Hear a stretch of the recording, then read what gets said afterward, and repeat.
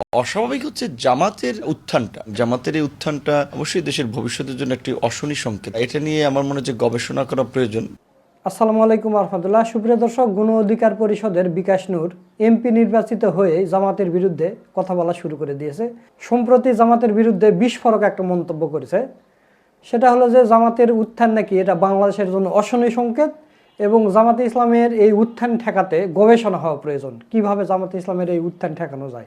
অস্বাভাবিক হচ্ছে জামাতের উত্থানটা, কারণ গত 15-16 বছর তো জামাত প্রকাশ্যে কাজ করতে পারে নাই। তারপরে এই অল্প সময়ের মধ্যে জামাতের এই উত্থানটা, এটা নিয়ে আমার মনে হচ্ছে গবেষণা করা প্রয়োজন।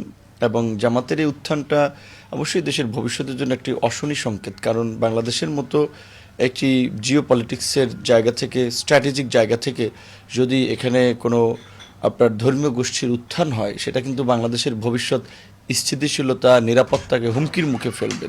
চিন্তা করতে পারেন কত বড় গবেষক, আর তার মাথায় চিন্তা ধরে গেছে জামাতে ইসলামের উত্থান কিভাবে ঠেকানো যায়। নিজে তো বিভিন্ন দলের পা সেটে মোসাদের এজেন্টদের সাথে দেখা করে প্রবাসদের কোটি কোটি লক্ষ লক্ষ কোটি টাকা নিয়ে নিজের বাড়িতে বিলাসবহুল বাড়ি করেছে, কোটি কোটি টাকার জায়গা সম্পত্তি এগুলো করেছে। সেগুলো মানুষ জানে না। আপনার উত্থান কোত্থেকে আসলো? আপনি এই উত্থান যে এর পা সেটে ওর পা সেটে, আপনার মহাসচিব সে নিজের দল থেকে পদত্যাগ করে অন্য দলে যোগ দেয়, সেগুলো নিয়ে কিছু কথা বলেন না। আপনি তো নির্বাচনের 2 দিন আগেই বললেন যে আমি কোন জায়গায় এসে পড়েছি। সে এখন নির্বাচিত হয়ে এখন জামাতের বিরোধিতা করতেছেন। জামাতে ইসলামের উত্থান নিয়ে আপনার মাথা ব্যথা শুরু হয়ে গেছে যে জামাতের এই উত্থান কীভাবে ঠেকানো যায়, এটা নিয়ে গবেষণা করা দরকার। তো প্রিয় দর্শক, এই বিকাশ নূরকে আবার কঠিন জবাব দিয়েছেন বাংলাদেশ জামাতে ইসলামের প্রার্থী ডক্টর ফয়জুল হক। তো চলুন আমরা ডক্টর ফয়জুল হক ভাইয়ের সেই জবাবের ভিডিওটা দেখে আসি। প্রিয় দেশবাসী, আসসালামু আলাইকুম রহমতুল্লাহি ওবরাকাতু। পৃথিবীর যে যেখান থেকে দেখছেন সবাইকে সালাম এবং শুভেচ্ছা। গণ অধিকার পরিষদের সভাপতি জনাব নুরুল হক নূর সাহেব বলেছেন যে জামাতের যে উত্থান হয়েছে এই উত্থান নিয়ে গবেষণা হওয়া উচিত এবং জামাতের উত্থান ঠেকানোর জন্য কার্যকরী পদক্ষেপ এখনই নেওয়া উচিত বলে তিনি মন্তব্য করেছেন। আমি তার এই বক্তব্যে বিন্দুমাত্র বিচলিত এজন্য হইনি যে তারা তাদের নিজেদেরকে কতটা নিম্নগামী করে মানুষের পা চেটে দালালি করে উপরে ওঠার জন্য আজকের বাংলাদেশের সর্ববৃহৎ দল বললে ভুল হবে না, যে দলটি মানুষের হৃদয়স্থান অর্জন করেছে, বাংলাদেশের মানুষের কাছে চরম নির্যাতিত একটি দল, যারা নির্যাতনের শিকার হয়েছে, সেই দল বাংলাদেশ জামাত ইসলামকে বলছেন যে তাদের উত্থান কিভাবে হলো এটা নিয়ে গবেষণা করতে হবে এবং তাদেরকে টেনে হিঁচড়ে ধরতে হবে যাতে তাদের উত্থানটা ঠেকানো যায়।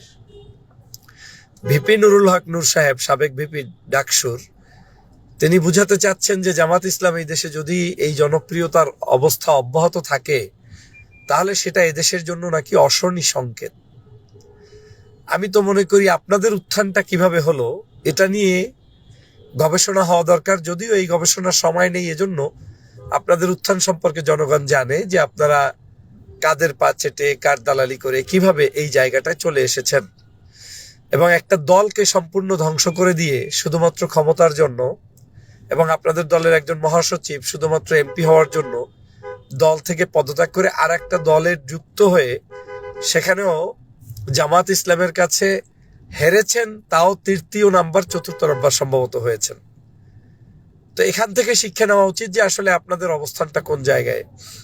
আপনি যেই সিটে এমপি হয়েছেন এই সিটে আপনাকে সরাসরি জনাব তারেক রহমান সাহেব মানে সরাসরি তার হস্তক্ষেপ ছাড়া বিন্দুমাত্র সেখানে আপনি এমপি হওয়ারও দক্ষতা অর্জন করতে পারতেন না এবং আপনাকে সেখানে টেনে হিচড়ে ডিপ স্টেট বলেন আর ওপেন স্টেট বলেন বিভিন্ন কলা কৌশল অবলম্বন করে একটা পার্টি হিসেবে আপনাদের এই দালালির কারণে আপনাদেরকে সংসদে নিয়ে এসেছে। আর আপনি বলছেন যে জামাত ইসলামের উত্থান কিভাবে হচ্ছে এটা নিয়ে গবেষণা করতে হবে। আমি মনে করি বাংলাদেশ জামাত ইসলামকে নিয়ে গবেষণার সুযোগ অবশ্যই আছে, তবে সে উত্থানটা দিন দিন কিভাবে বাড়বে সেটা নিয়ে জনগণ গবেষণা করবে। জামাত ইসলামের উত্থান কেন হলো এটা নিয়ে গবেষণা ছাড়াই বাংলাদেশের প্রত্যেকটি মানুষ জানে যে কেন তাদের উত্থান হয়েছে। অন্যতম কারণ হচ্ছে তারা বাংলাদেশের মানুষের উপরে কোনো ধরনের জুলুম, নির্যাতন, অত্যাচার চালায় নাই, মানুষের উপরে চাঁদাবাজি চালায় নাই, হামলা মামলা করে নাই।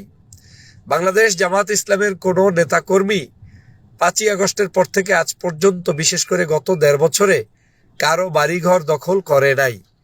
বাংলাদেশ জামাত ইসলামী ন্যায়সঙ্গতভাবে রাজনীতি করেছে বিধায় বাংলাদেশের 5টি বিশ্ববিদ্যালয়ে তারা জয়যুক্ত হয়েছে। বাংলাদেশ জামাত ইসলামীর আমির ডাক্তার শফিকুর রহমান সাহেবের ভদ্রতা, পরিমার্জিত ব্যবহার, মানুষের সাথে কোঅপারেশন, দেশপ্রেম, দেশের মানুষের মধ্যে ঐক্য প্রতিষ্ঠার একটি যে উদারতা, সেটাই আজকের এই জামাত ইসলামকে জনপ্রিয় করে তুলেছে। এবং এই জামাত ইসলাম এখন এমন একটা টার্নিং পয়েন্টে অবস্থান করছে, এখান থেকে শুধুমাত্র জামাত ইসলামের উপরে যাওয়ার জায়গা আছে, পিছনে ফেরার আর কোনো রাস্তা নেই। কারণ পিছনের যা যাওয়ার সব তাদের শেষ, তারা হারিয়ে ফেলেছে, তাদের শীর্ষস্থানীয় নেতাদের ফাঁসি হয়েছে, তাদের উপরে বিপদ আপদ, মামলা মোকদ্দমা যা যাওয়ার শেষ। এর চেয়ে কঠিন কিছু হওয়ার সুযোগ এই বাংলাদেশে আর নাই। যারা এতদিন বলতেন যে জামাত ইসলাম গণমানুষের দল না, তারাই এখন বলছেন জামাত ইসলামের উত্থান নিয়ে গবেষণা করতে হবে। এর মাধ্যমে প্রমাণ হয় যে বাংলাদেশ জামাত ইসলামী মূলত জনবান্ধব গণমানুষের একটি দল, এবং সেই গণমানুষের দল হিসেবে তারা আগামীতে জনগণের হৃদয়ে স্থান করে, এবং আগামীতেই তারা রাষ্ট্র ক্ষমতায় যাবে। যে কোনো সময় যখনই নির্বাচন হবে, সেই নির্বাচনে তারা সেই অবস্থায় পৌঁছবে, এটা প্রমাণিত হয়েছে বিদায় আজকে আপনারা গবেষণা শুরু করে দিয়েছেন। আমি বলি, এই অতিরিক্ত গবেষণা করে একজন নেত্রী কিন্তু গত 16 বছর জামাতের বিরুদ্ধে কুৎসা রটিয়ে দেশেই থাকতে পারেননি। তিনি কিন্তু নিজ দায়িত্বে দেশ থেকে পালিয়ে গিয়েছেন, এবং রাজনীতিতে একটি শূন্যতা তৈরি হয়েছে, যেটা হয়েছে আওয়ামী লীগের সেই অবস্থানটা আর কিন্তু বাংলাদেশে নেই।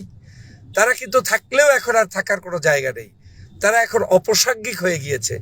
আমি মনে করি আপনাদের মতো লোকদের এই ধরনের উদ্ভট মন্তব্য এবং বক্তব্যগুলো আগামীর রাজনীতিতে আপনাদেরকে এবং আপনাদের কারণে যেই সকল রাজনৈতিক দলের সাথে জোট করে ক্ষমতায় থেকে কিছু হালুয়া রুটি ভাগ পেতে চান, তাদেরকে আপনারা প্রশ্নবিদ্ধ করবেন এবং তাদেরকে ওই পূর্বের সেই শেখ হাসিনার পথেই পরিচালিত করবেন। বরং উচিত ছিল যে বাংলাদেশে জামাত ইসলাম কি কারণে এত জনপ্রিয়, সেই কারণগুলোকে গবেষণা করে বের করে সেই কারণগুলোকে বিএনপির ভিতরে অ্যাডাপ্ট করার প্রয়োজন হলে করবেন। আপনি নুরুল হক নূর সাহেবের দলের ভিতরে অ্যাডাপ্ট করার প্রয়োজন হলে করবেন। কিন্তু আপনি সেটা না করে আপনি বলে যাচ্ছেন যে এই উত্থানটা ঠেকাবেন কি করে। এই ঠেকাঠেকির রাজনীতি তো বাংলাদেশ থেকে বিদায় হয়ে গিয়েছে। 5ই আগস্টের পরবর্তী রাজনীতি হচ্ছে নতুন বাংলাদেশে এখন আর কেউ কাউকে ঠেকাতে পারবে না। আপনি আপনার মত প্রকাশ করবেন, আমি আমার মত প্রকাশ করব। আপনি একসময় কথা বলতে গিয়ে মার খেয়েছেন, এখন কথা বলতে গিয়ে আপনি কারো কাছ থেকে হেনস্থার শিকার হবেন না। আমি কথা বলতে গিয়ে কারো কাছ থেকে বাধাপ্রাপ্ত হয়েছি, এখন কথা বলতে গিয়ে বাধাপ্রাপ্ত হব না। এরকম একটি সোনার নতুন বাংলাদেশই তো আমরা দেখতে চাই। তাহলে আপনি কি করে বলছেন যে তাদের উত্থান ঠেকাতে হবে? বাংলাদেশে এখন আর কেউ কাউকে ঠেকিয়ে রাজনীতি করার দিন পুরো মাত্রায় শেষ হয়ে গিয়েছে। আগামীর বাংলাদেশ বৈষম্যহীন একটি বাংলাদেশ, সুন্দর বাংলাদেশ, ন্যায় ইনসাফের বাংলাদেশ, এবং সেই বাংলাদেশটা গঠন করতে বাংলাদেশ জামাত ইসলামের নেতৃত্বে, ডাক্তার শফিকুর রহমান সাহেবের নেতৃত্বে যে পদ্ধতিতে এখন দল চলছে, এই পদ্ধতি নিয়ে গবেষণা করে দেশের প্রত্যেকটি রাজনৈতিক দলের মধ্যে এই পদ্ধতি এস্টাবলিশ করা উচিত বলে আমি মনে করি। সবাইকে ধন্যবাদ। আশা করি নূর সাহেব সঠিক জবাব পেয়েছেন এবং আপনার এই বক্তব্য আপনি নিজেই শুনে আবার প্রত্যাহার করবেন, এটাই আমি মনে করি। সবাইকে ধন্যবাদ। সুপ্রিয় দর্শক, আপনারা ডক্টর ফয়জুল হক ভাইয়ের ভিডিওটা দেখলেন, তো তার কথাগুলো আপনাদের কাছে কেমন লেগেছে তা অবশ্যই কমেন্ট করে জানিয়ে দেবেন। ভিডিওটা ভালো লাগলে শেয়ার করবেন, এবং এই ভিপি নূর সম্পর্কে আপনাদের মতামত কি সেটাও কমেন্ট করে জানিয়ে দেবেন। আজকের ভিডিও এ পর্যন্তই। পরবর্তীতে কোনো নতুন ভিডিও নিয়ে আবার আপনাদের সামনে আসবেন ইনশাল্লাহ। সে পর্যন্ত সবাই ভালো থাকবেন, সুস্থ থাকবেন। সকলকে ধন্যবাদ। আসসালামু আলাইকুম ওয়া রাহমাতুল্লাহ।